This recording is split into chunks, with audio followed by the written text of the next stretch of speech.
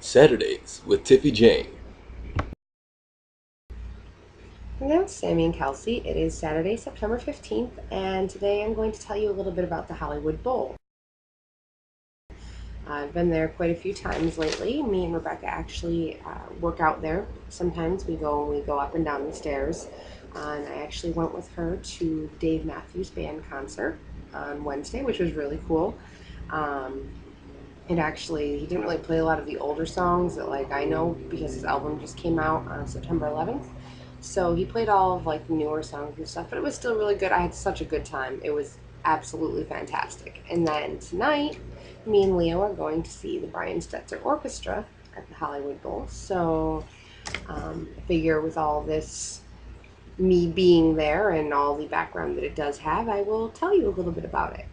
So the first season ever, the first official season, opened July 11th, 1922, and it was Alfred Hertz and the Los Angeles Philharmonic. At that point in time, they were 25 cents a ticket, and actually, still to this day, you can get like the way back seats, the bench seats, for some of the shows for just $1 a ticket. So it's very like public friendly. When it's just the regular events, you can bring your own food, bring your own drinks. During the least events, like Dave Matthews Band, of course, you can't bring anything in. But the ones like the Philharmonic and this orchestra one I'm going to tonight, you can bring your own food in and like picnic there. It's really cool. It's really nice. Um, it actually started out as just picnic tables, like makeshift picnic tables in this natural amphitheater. They called it Daisy Dell, and they had just like a simple awning at first over the stage, and then they did start. There was a couple different shells that they had put up. The one that they have now was built in 2004, but the one before that was built in 1929, and it lasted from 1929 to 2004. And the acoustics were starting to go on it, and so that's why they sort of revamped it up, and they actually added 4 movie screens so that you can see what's going on stage on the screens from all the way at the back seats. So it's really cool. One of the most interesting stories about the Hollywood Bowl is the buried treasure that is supposedly hidden around there somewhere. In 1864, there was 4 agents from Mexico that were bringing $250,000 worth of gold, diamonds, just treasure to trade in San Francisco for guns to aid the democratic struggle against the French theocracy. And on the way there, one of the agents died. So there's only 3 left by the time they got there. And when they got there, they found that it was completely full of French spies. So they took the treasure and they split it up into 6 different parts and they buried it around the hills. Well, the shepherd, Diego Moreno, saw them do this, and after they left, he went and he dug it all up and took it for himself. So the agents come back eventually to find it, and it's gone. And of course, they all think that one of the other ones had something to do with it. So 2 of them killed each other, and the last one got taken prisoner for supposedly killing the other 2. So they did eventually let him out, but he died shortly thereafter at a bar that he owned in Arizona. So as you can see, this is starting to get a little, interesting, all these people dying. So Moreno went to go head straight back to Mexico. And on his way, he stopped at this tavern in modern day Cajunga Pass. All right. And he stops there and he has this dream that if he goes into LA with the stolen treasure, that he's going to die. So he's like freaking out, and he buries the treasure underneath this ash tree and heads into LA.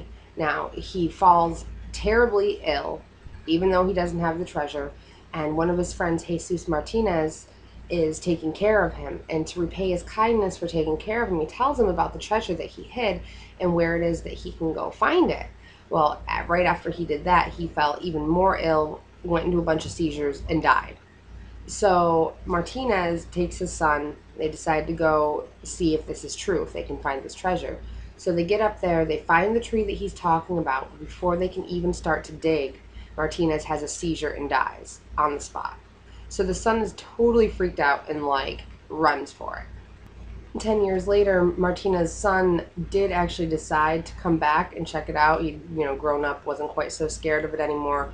But before he ever got the chance to, he got killed by his brother-in-law. Now, in 1885, there was a shepherd's dog that was like freaking out underneath a tree, like digging and barking at something. And the shepherd went over, and sure enough, he sees this like little piece of leather, and he sort of digs it up, and it's one of the packets of the treasure. And so he doesn't realize that there's another five of them hidden. He just sees the one, counts himself lucky. He's like, hey, I'm going home to Spain. So he gets on a boat, goes home to Spain. He's so excited to be home. He's standing on the rail so that he can get a better view as they're pulling in. He gets knocked overboard and drowns because he had sewn the treasure into pockets in his clothing so that thieves couldn't steal it. So he couldn't get rid of it so that he wouldn't sink, and it literally dragged him down to the bottom of the ocean. So in 1939, Henry Jones, a mining expert from San Francisco, teamed up with Walter Combs and his uncle, who was an inventor, Enos, and they had a newly designed metal detector, and they were pretty sure that they had found the treasure 14 feet below the parking lot right behind the shell of the Hollywood Bowl. So they got a permit from the city. They said they could dig as long as they gave a share to the government. And of course, they agreed. And they were getting ready to do it, and the Combses freaked out about the curse and backed out. They're like, no, we don't want to do this anymore. Well, at that point in time, the public already knew what they were doing, and everybody's really excited about it. Everybody's really pumped. So Henry Jones put together a new team, and on November 27th, 1939, they began digging. They had film crews, radio, reporters, and people everywhere. They were selling popcorn. It was like a carnival. There was just people everywhere. They dug for 24 days, moved over 100 tons of earth, and they hit a boulder and called it quits and gave up. Not even a month later, Henry Jones committed suicide between his failed buried treasure search and his failing relationship with his wife. Uh, so that is the story of the cursed Hollywood Bowl treasure.